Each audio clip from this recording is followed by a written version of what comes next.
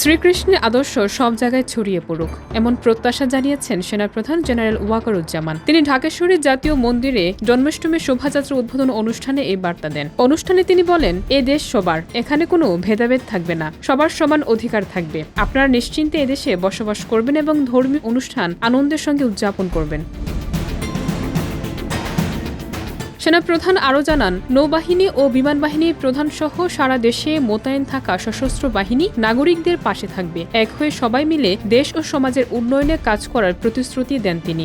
ভগবান শ্রীকৃষ্ণের আদর্শকে সামনে রেখে শান্তি, ন্যায় ও সংহতির ভিত্তিতে সবাই একসঙ্গে বসবাস করতে হবে বলে উল্লেখ করেন। অনুষ্ঠানে বিমান বাহিনীর প্রধান air chief marshal Hasan Mahmud Khan বলেন, শ্রীকৃষ্ণের শিক্ষা শুধু অসত্য ও অন্যায়ের বিরুদ্ধে সাহস যোগায় না, ন্যায়ের পথে চলতেও শেখায়। তিনি আরও বলেন, স্বাধীনতাকে রক্ষা করা দেশের সবার পবিত্র দায়িত্ব এবং সবাই মিলে কাজ করলে বাংলাদেশকে বিশ্বের মানচিত্রে মর্যাদাশীল রাষ্ট্র হিসেবে প্রতিষ্ঠা করা সম্ভব। নৌবাহিনীর প্রধান অ্যাডমিরাল এম নাজিমুল হাসানও দেশের জন্য পারস্পরিক সহনশীলতা ও শ্রীকৃষ্ণের আদর্শ অনুসরণের গুরুত্ব তুলে ধরেন। তিনি বলেন, শ্রীকৃষ্ণ যেন সমাজের ন্যায় ও আলোর সত্য প্রজ্বলিত করেন।